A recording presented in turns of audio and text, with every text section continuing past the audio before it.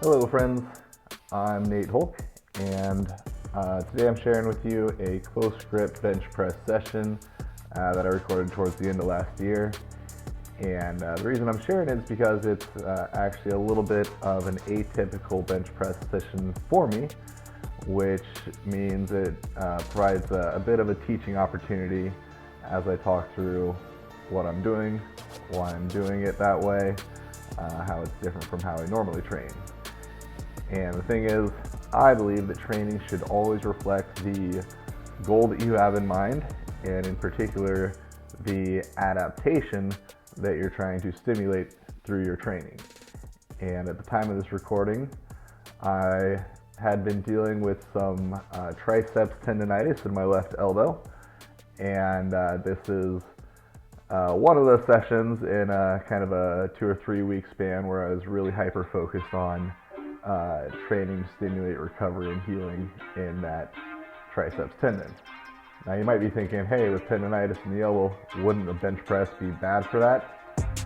And it could be, depending on how you do it. Maybe you're just dropping the bar on your chest and bouncing it off that way. Yeah, probably pretty bad. But really with tendons, what you want to avoid is that sudden jerk or that sudden change in force that they're being subjected to.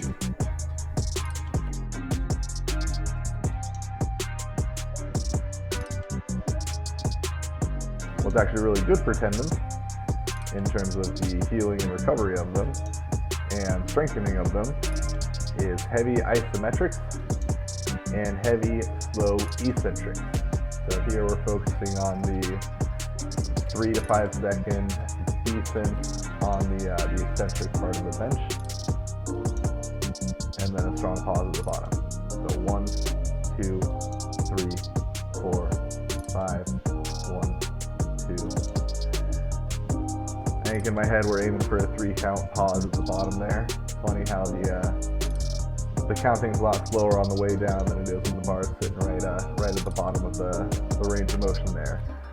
So that was my first top set of this session. One more set coming up.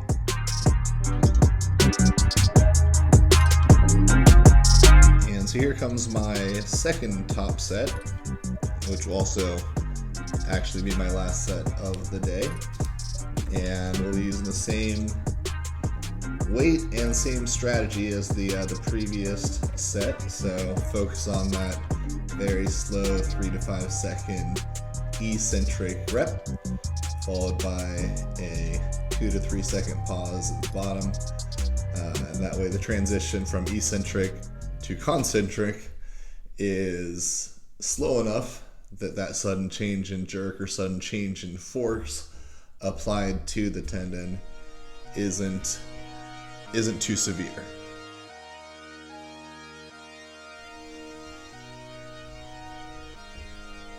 So again, once I get the shoulders set, it's 1, 2, 3, 4, 5, 1, 2. So at least a second and a half pause at the bottom.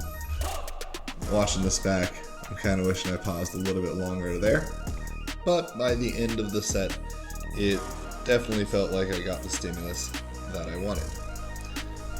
Now, the weight on the bar here is 70 kg or 154 pounds for people who that's more familiar with.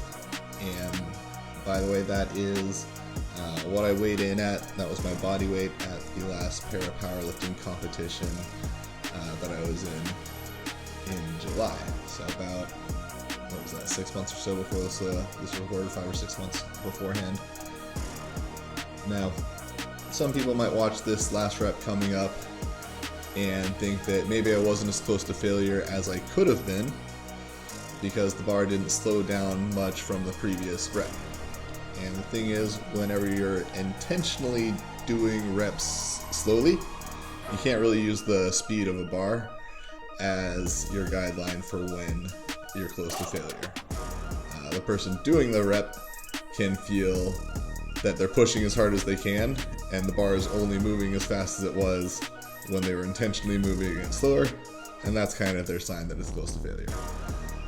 But regardless, that was the bench press session that I did with the intent of repairing a damaged triceps tendon. Thanks for watching.